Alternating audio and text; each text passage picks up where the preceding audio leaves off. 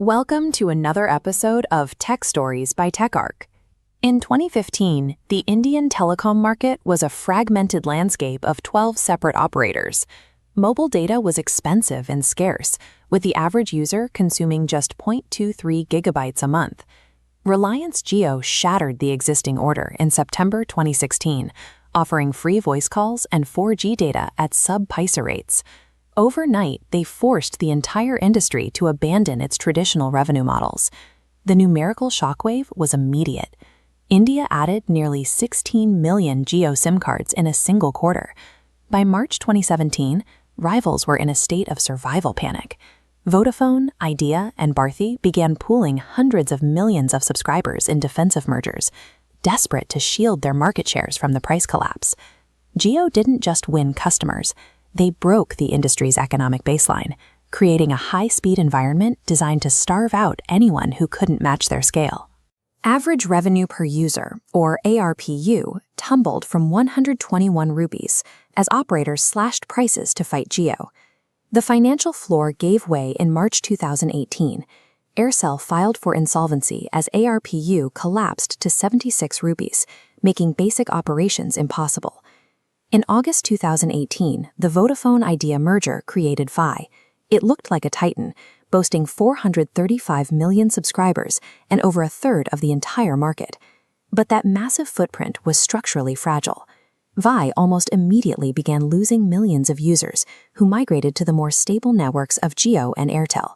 Mere scale wasn't enough to survive this price war. These mega mergers were masking a market narrowing toward a handful of dominant survivors. The financial pressure peaked in October 2019. A Supreme Court ruling on adjusted gross revenue suddenly burdened the telcos with 1.4 lakh crore rupees in backdated dues and fees. The impact was devastating. Airtel posted a single quarter net loss of over 23,000 crore rupees, pushing the surviving players to the absolute edge of bankruptcy. Then, during the national lockdown of early 2020, connectivity shifted from a commercial service to a national utility. With the country indoors, the survival of the economy depended entirely on the very networks that were teetering on collapse. Demand for connectivity reached record levels. Mobile data consumption climbed past 12 gigabytes per user, and wired broadband, which had been stagnant for years, surged past 22 million users. It was a strange irony. The telecom sector reached its financial breaking point at the exact moment the nation became entirely dependent on it to function.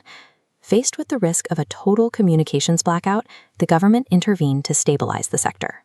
A September 2021 reform package provided the necessary relief: a 4-year moratorium on spectrum and AGR dues, an 80% cut in bank guarantees, and a new formula that excluded non-telecom revenue from license fees.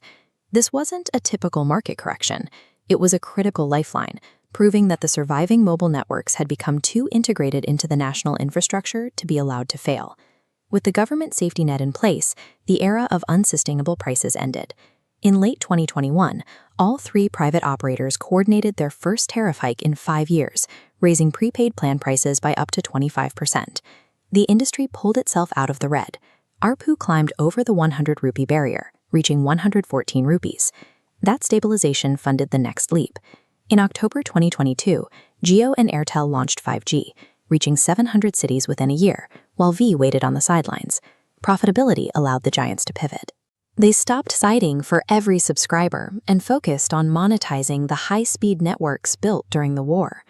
A second decisive price hike in July 2024 pushed revenue to new heights. By the end of 2025, blended ARPU reached 194 rupees, the highest level in over a decade. Out of 1.3 billion users, the market has settled into a powerful oligopoly. Jio leads with a 39% share. Airtel follows closely at 36%, while Vi has stabilized at roughly 15%. The cost of these higher prices is reflected in how we use our phones. The average Indian now consumes nearly 26 gigabytes of data every month, a 100-fold increase from 2015. Connectivity reached the most remote corners, with Ladakh recording a teledensity over 177%, even as states like Tripura remain below 85%. The decade-long war successfully built a world-class digital landscape for India. But the cheap, chaotic market of 2015 has been replaced by a disciplined three-player system, which means the era of nearly free data is officially over.